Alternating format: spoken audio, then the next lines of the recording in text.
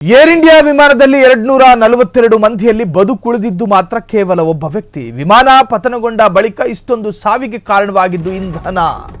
Air India ವಿಮಾನದಲ್ಲಿ 242 ಮಂದಿಯಲ್ಲಿ ಬದುಕುಳಿದಿದ್ದು ಕೇವಲ ಒಬ್ಬ ವ್ಯಕ್ತಿ ಪವಾಡ ಸದೃಶ ರೀತಿಯಲ್ಲಿ ಬದುಕುಳಿದಿದ್ದಾನೆ. ವಿಮಾನ ಪತನಗೊಂಡ ಬಳಿಕ ಇಷ್ಟೊಂದು ಸಾವಿಗೆ ಕಾರಣವಾಗಿದ್ದು ಮಾತ್ರ ಇಂಧನ. ಪತನಗೊಂಡಿದ್ದ ವಿಮಾನದಲ್ಲಿದ್ದ ಇಂಧನ ಪ್ರಮಾಣ 1,20,000 ಲೀಟರ್. ಹೀಗಾಗಿ ಪತನಗೊಂಡ ಬೆನ್ನಲ್ಲೇ ವಿಮಾನ ಇಂಧನದ ತೀವ್ರತೆಗೆ ಹೊತ್ಕೊಂಡು ಉರಿದಿದೆ. ವಿಮಾನದಲ್ಲಿದ್ದ 241 ಮಂದಿಯೂ ಕೂಡ ಸುಟ್ಟು ಕರಕಲಾಗಿದ್ದಾರೆ. ವಿಮಾನ ಅಪ್ಪಳಿಸಿದ್ದ ಹಾಸ್ಟೆಲ್ನ ಅಕ್ಕಪಕ್ಕದ ದೊಡ್ಡ ಕಟ್ಟಡಗಳಿಗೂ ಕೂಡ ಆವರಿಸಿಕೊಂಡಿತ್ತು. ಬೆಂಕಿಯ ಕಬಂದ ಬಾಹು ಎಲ್ಲೆಡೆ ಚಾಚಿಕೊಂಡಿತ್ತು.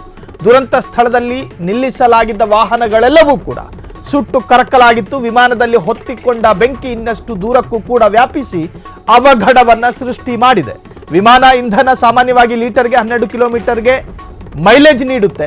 ಅಹಮದಾಬಾದ್ನಿಂದ ಲಂಡನ್ಗೆ ಇರುವ ವಾಯುಮಾರ್ಗದ ಅಂತರ 6,859 ಕಿಲೋಮೀಟರ್.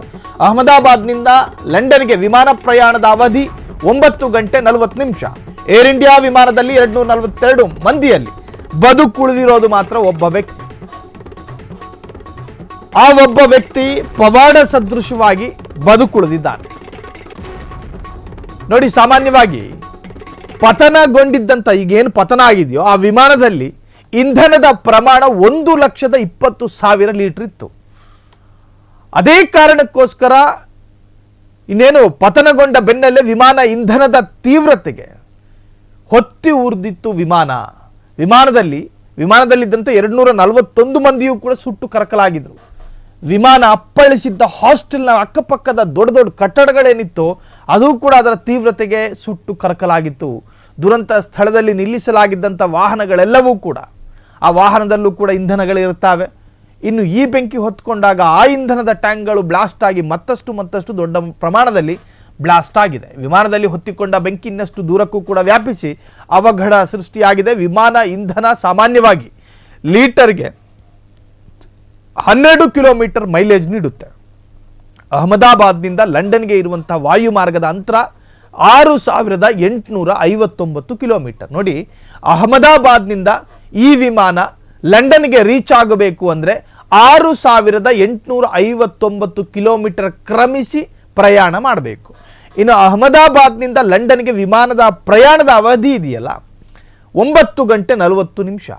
9 ಗಂಟೆ 40 ನಿಮಿಷ ಕ್ರಮಿಸಿದ್ರೆ ಮಾತ್ರ ಲಂಡನ್ಗೆ ರೀಚ್ ಆಗೋದು. ಸೊ ಈ ಅಂತರದ ವಿಮಾನಕ್ಕೆ ಎಷ್ಟು ಇಂಧನ ಸಾಕಾಗಬಹುದು? ಇಂಧನದ ಟ್ಯಾಂಕ್ಗಳನ್ನು ಭರ್ತಿ ಮಾಡೋದಕ್ಕೆ ಜಗತ್ತಿನ ಎಲ್ಲ ದೇಶಗಳು ಕೂಡ ಹೆದರ್ತಾವೆ. ಒಂದು ಪ್ರಮಾಣದಲ್ಲಿ ಮಾತ್ರ ಅದನ್ನ ಭರ್ತಿ ಮಾಡಬೇಕು, ಅಥವಾ ಫುಲ್ ಟ್ಯಾಂಕ್ ಭರ್ತಿ ಆದರೂ ಕೂಡ ಅಷ್ಟೊಂದು ಸುರಕ್ಷಿತವಾದಂಥ ಏರ್ಲೈನ್ಸ್ ಆಗಿರಬೇಕು. ನಮ್ಮ ಇಂಡಿಯನ್ ಏರ್ಲೈನ್ಸು ಭಾರಿ ಸುರಕ್ಷಿತ. ಸೊ ಹೀಗಿದ್ದಾಗ ಇಷ್ಟು ಕಿಲೋಮೀಟರ್ ಅಂತರದ ವಿಮಾನಕ್ಕೆ ಈ ಪ್ರಮಾಣದಲ್ಲಿ ಇಂಧನ ಇದ್ದಾಗ, ಒಂದು ವೇಳೆ ಜಂಪಿಂಗ್ ಮೋಡಿಗೆ ಏನಾದರೂ ಫ್ಲೈಟ್ ಬಂದಾಗ, ಅಂದರೆ ವೈಬ್ರೇಟ್ ಮೋಡಿಗೆ ಏನಾದರೂ ವಿಮಾನ ಏನಾದರೂ ಅದಕ್ಕೆ ಈಡಾದಾಗ ಇಂಧನದ ಟ್ಯಾಂಕ್ ಬಿರುಕು ಬೀಳೋ ಸಾಧ್ಯತೆಗಳು ಇರ್ತಾವೆ ಅನ್ನೋ ಕಾರಣಕ್ಕೋಸ್ಕರ ಇಂಧನದ ಟ್ಯಾಂಕ್ ಭರ್ತಿ ಮಾಡೋದಿಲ್ಲ. ಆ ದೇಶಕ್ಕೆ ಎಷ್ಟು ಇಂಧನ ಸಾಕಾಗಬಹುದು ಪ್ರಯಾಣ ಮಾಡೋದಕ್ಕೆ, ಅದಕ್ಕಿಂತ ಒಂದಷ್ಟು ಪ್ರಮಾಣ ಹೆಚ್ಚು ಇಂಧನವನ್ನು ಒಯ್ಯಲಾಗುತ್ತೆ. ಆದರೆ ಈ ಬಾರಿ ಏನು ಮಾಡಿದೆ, ಭರ್ತಿ ಟ್ಯಾಂಕ್ ಇಂಧನವನ್ನು ಫುಲ್ ಮಾಡಿಕೊಂಡು ಅಲ್ಲಿಂದ ಹೊರಟಿದ್ದಾರೆ. ಟೇಕ್ ಆಫ್ ಆದ 33 ಸೆಕೆಂಡಿನಲ್ಲಿ ಅದು ಏನಾಯಿತೋ ಏನೋ ಗೊತ್ತಿಲ್ಲ.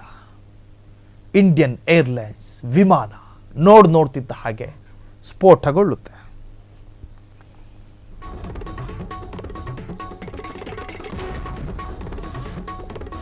ಕ್ಷಣದ ಸುದ್ದಿಗಳಿಗಾಗಿ ಫ್ರೀಡಂ ಟಿವಿ ಸಬ್ಸ್ಕ್ರೈಬ್ ಮಾಡಿ, ಲೈಕ್ ಮಾಡಿ ಹಾಗೂ ಫಾಲೋ ಮಾಡಿ.